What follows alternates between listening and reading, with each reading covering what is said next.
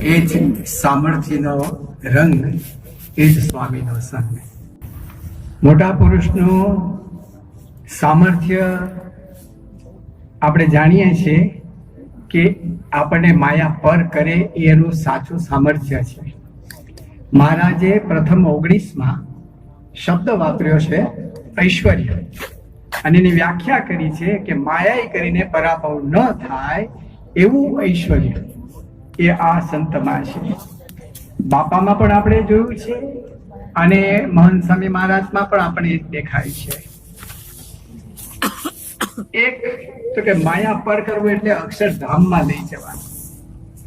અમે વિચરણ કરીએ છીએ પૂજ્ય મહંત સ્વામી મહારાજ સાથે, તો અત્યાર સુધીમાં લગભગ 50 થી વધારે એવા પ્રસંગો બન્યા છે કે હરિભક્તોની વિનંતી આવે કે સ્વામી અમને તમે ધામમાં લઈ જાઓ, અને એનું ઇન્સ્ટન્ટ રિઝલ્ટ આવે, તરત જ લાગી તો તાગી. એટલે હું ઘણી વખત બધા મળવા આવે તેમને કહું કે ભાઈ તમે સ્પષ્ટ કહેજો કે ભાઈ રાખવા છે કે મોકલવા છે. પહોંચાડી જ દે. આપણે VS ભટ્ટ કરીને બહુ મોટા આપણા લો સેક્રેટરી હતા, જજ પણ હતા, અને શિકાગોમાં પોતે રિટાયર થઈને એમના દીકરા સાથે વસેલા છે. એમના માતુશ્રી બહુ મોટી ઉંમરના 90 વર્ષની ઉંમર હશે, અને છેલ્લી અવસ્થામાં હતા, અને ઘણા વખતથી આમ ટકી રહ્યા હતા. પછી એમને આમ જરા થયું કે લાવો મહંત સ્વામીના આશીર્વાદ લે, કારણ કે નથી અહીંયા રહેતા, નથી ત્યાં જતા, વચ્ચે છે. એટલે રાત્રે એમનો ફોન આવ્યો, ચેષ્ટા ગાન થતું હતું. એટલે મેં કહ્યું ચેષ્ટા ગાન પતે પછી મહંત સાહેબ આજે હું વાત કરીશ. એટલે એ લોકો ત્યાં રાહ જોતા હતા આશીર્વાદની. જેવું ચેષ્ટા ગાન પત્યું એટલે મહંત સાહેબ મારે મેં વાત કરી કે સ્વામી આવું છે, એટલે તરત વોટ્સએપ ઉપર આપણે મેસેજ મોકલ્યો. મહંત સ્વામી કે મહારાજ એમને ધામમાં લઈ જશે. એ લોકો એ મેસેજ વાંચ્યો અને 15 સેકન્ડમાં ધામમાં બેસી જાય. ધામમાં લઈ જવું ને એ કોઈની તાકાત નથી. એક ગુણાતીત સિવાય બીજો કોઈ ધામમાં લઈ જઈ શકે નહીં. એ સામર્થ્ય બાપામાં હતું, આજે મહંત સ્વામીમાં આપણને દેખાય છે. બીજું ગુણાત્યાન સાહેબની વાતમાં લખ્યું છે કે આજ તો 20 વર્ષના સંસાર છોડીને સાધુ થવા આવે છે. એ પણ બહુ મોટું સામર્થ્ય, વગર ઉપદેશે, વગર બોલીએ. અત્યાર સુધીમાં અમે વિચરણ કરીએ છીએ, ઓછામાં ઓછા 80 થી 90 યુવાનો તૈયાર થયા છે કે અમારે સાધુ થવું છે. એક જબરજસ્ત આ એક ખેંચાણ છે, આકર્ષણ છે. એટલું જ નહીં, પણ ખરેખર આ સંસારમાંથી એ છુટકારો મેળવી અને ભગવાનની સેવામાં રહેવાનું લોકોને તમન્ના જાગેલી છે. એ આ ગુણાતીત પુરુષ વગર અસંભવ. આ કડીકાળ ઐશ્વર્યની વાત મેં કરી તો એક વખત મહંત સ્વામી મહારાજ બોલ્યા કે બધા સંતો મંગળા આરતી પછી ચરણ સ્પર્શ કરતા હતા. એટલે એકદમ બોલ્યા કે આ બધા યોદ્ધાઓ છે, માયાની સામે બાથ ભીડી છે. એટલે કોક બોલ્યું કે સ્વામી પાછું માયાથી પર થવે, દયા કરજો. મહંત સ્વામી કે માયાની સામે જ્વલંત વિજય થશે, જ્વલંત વિજય થશે. કોણ ગેરંટી આપી શકે? બહુ વર્ષો પહેલા યોગી બાપાનો એક પ્રસંગ મને યાદ છે કે પૂજ્ય અંબાલાલ કાકા બકરીપોર વાળા એ બાપાને વાત કરી કે બાપા આ માયા છે ને બહુ નડે છે, તો દયા કરજો કે આપણે નડે નહીં. ત્યારે યોગી મહારાજ એક જ વાક્ય બોલ્યા, સાહેબ કે માયાનો ભૂકો કાઢી નાખીશું. એમ માયાનો ભૂકો કરે એવા સત્પુરુષ આપણને પ્રાપ્ત થયા છે. સાઉથ આફ્રિકામાં ડોક્ટર ભાસ્કરભાઈ છે, એટલે એમણે એક વખત ફોનથી બાપાની વાત કરી કે મારા બધા દોષો ટાળી ધામમાં લઈ જજો. તો મહંત સ્વામી એક જ વાક્ય બોલ્યા, ગેરંટી, ગેરંટી કે બધા દોષો તમારા ટળી જશે અને મારા ધામમાં બેસાડી દેશે. એક વખત સ્વામીએ સહજ વાત કરી કે મને મનમાં એવો સંકલ્પ થાય છે કે બધા જ હરિભક્તો શુદ્ધ થઈ જાય. આવો સંકલ્પ એ ગુણાતીત પુરુષને જ થાય. એની સામર્થ્ય બધાને શુદ્ધ કરવાની સામર્થ્ય એનામાં છે.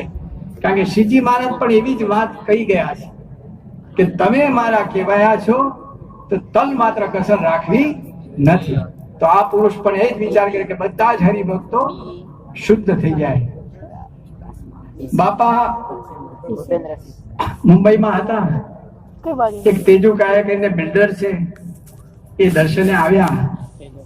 પછી દર્શન કરીને આમ આગળ ગયા એટલે બાપાએ મોહન સાહેબ મહારાજે પાછા બોલાવ્યા અને કહ્યું કે તમારી ઊંચાઈ કેટલી?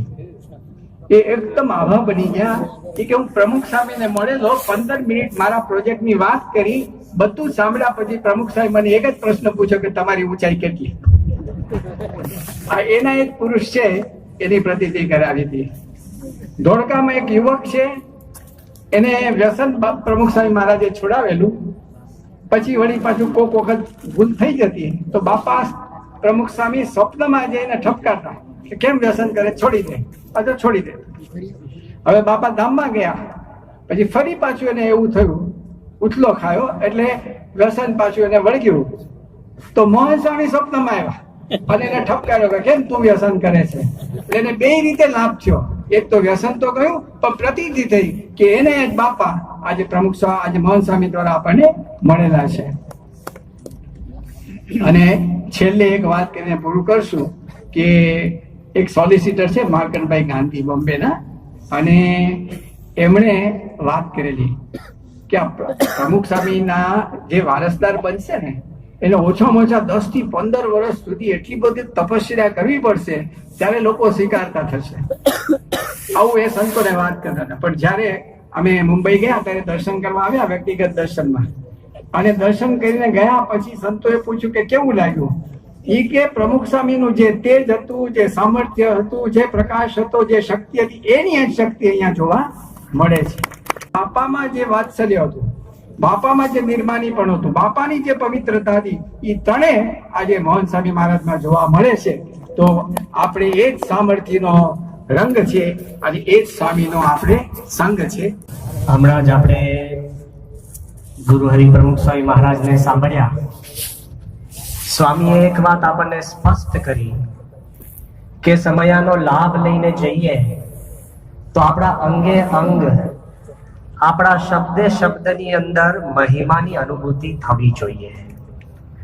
શું તકલીફ પડી એ નહીં, પણ શું તક મળી એ જ્યારે જીવનમાં આપણે ભરપૂર કરશું તો મહિમાનો રંગ આપણને જળશે. સ્વામી એ પણ વાત કરી કે જે ધીરજ રાખે એના ફળ મીઠા મીઠા અને મીઠા.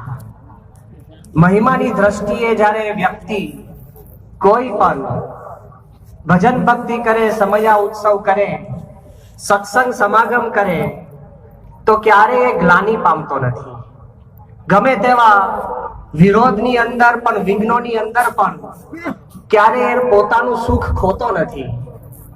અને મહિમાની જે મહેક છે, મહિમાની જે દિવ્ય સુગંધ છે, એને પોતે એનો એ પ્રસારક બની જાય છે. જ્યારે ભગતજી મહારાજ એમને ગોરધનદાસ કોઠારીએ પૂછ્યું કે હું તમારી સામે જ્યારે જોઉં છું ત્યારે અખંડ આનંદ દેખાય છે, લેશ પણ ગ્લાનિ નહીં, તો એવું શું છે, તમે શું કરો છો કે તમારે ક્યારેય આનંદ ઓસરતો નથી? ભગતજી મહારાજે સાહજિક રીતે એક જ વાત કરી કે આ સત્સંગ છે, એમાં જેટલા સાધુ છે અને જેટલા હરિભક્તો, એ તમામને અમે બ્રહ્મની મૂર્તિ સમજીએ છીએ. આ કક્ષાએ સત્પુરુષ મહિમા સમજે છે. ક્યારેય આનંદ ઓછો થતો નથી. કદાચ કોઈ બોલીને કહે, પણ કદાચ કોઈ અનુભૂતિ કરીને પણ કરાવે.